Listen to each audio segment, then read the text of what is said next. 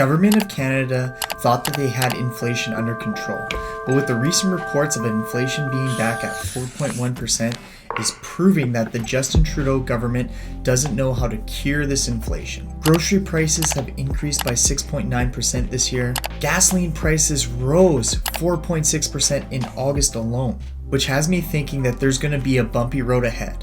Canadian government needs to start making changes now so we don't get crippled by the recession that's coming down the line.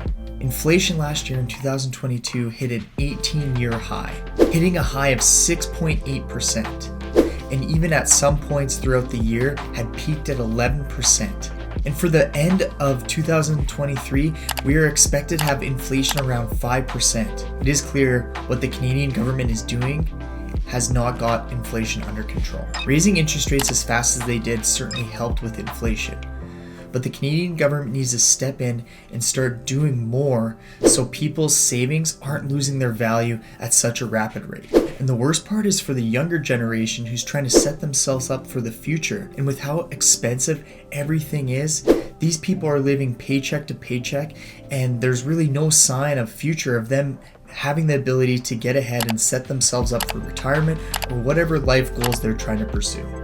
And as of late, the Bank of Canada's response to all this is for Canadians to be patient. And I personally believe that we've been patient enough and that Canada needs to start doing something now so that we have a bright future ahead of ourselves.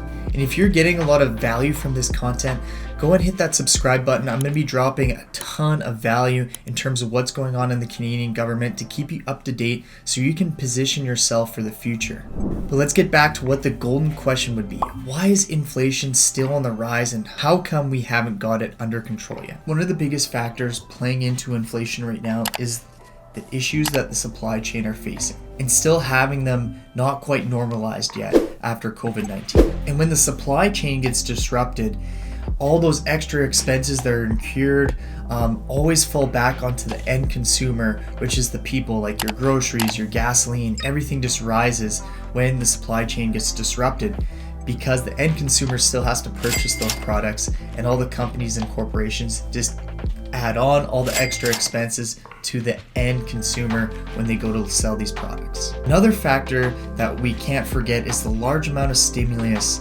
that the government did in printing money that just devalued our currency in terms of what they did to respond to COVID-19. Now we move on to the energy sector, and just like the supply chain disruptions, plays a lot into energy. Just the cost of energy going up has certainly outsized and outpaced what the current inflation rate is, and because of those extra costs incurred, that just filters down in order for transport and production. 𝐂𝐚𝐥𝐿, an energy analyst and managing director at 𝐓𝐞𝐿 Consulting, says that people need to brace themselves for prices to stay high, as oil prices once again are flirting with the potential of being $100 a barrel. And with winter coming up in North America, this is likely going to see that diesel prices and other energy costs are going to skyrocket once again during these winter months. He also goes on to say that don't be surprised if inflation is quite sticky and stays at a high range for the remainder of 2023. Then he goes on to say that the only thing that can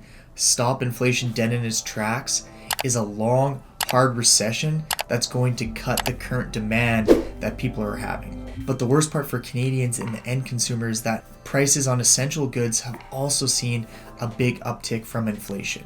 Like food and shelter continue to increase here in Canada, with the cost of just keeping a roof over your head has increased 6% this year. And that is solely because rent prices have gone up that much all across Canada. But the Canadian Prime Minister Justin Trudeau is recently going to be addressing all these rental concerns that Canadians continue to bring up. And he's going to be presenting to the legislation on what they need to do in order to build more rental housing here in Canada. And if you're someone that wants to find out why the Canadian economy can potentially fail in the future, you're going to want to watch this video here next, where I'll outline everything in detail on what Canada's getting wrong.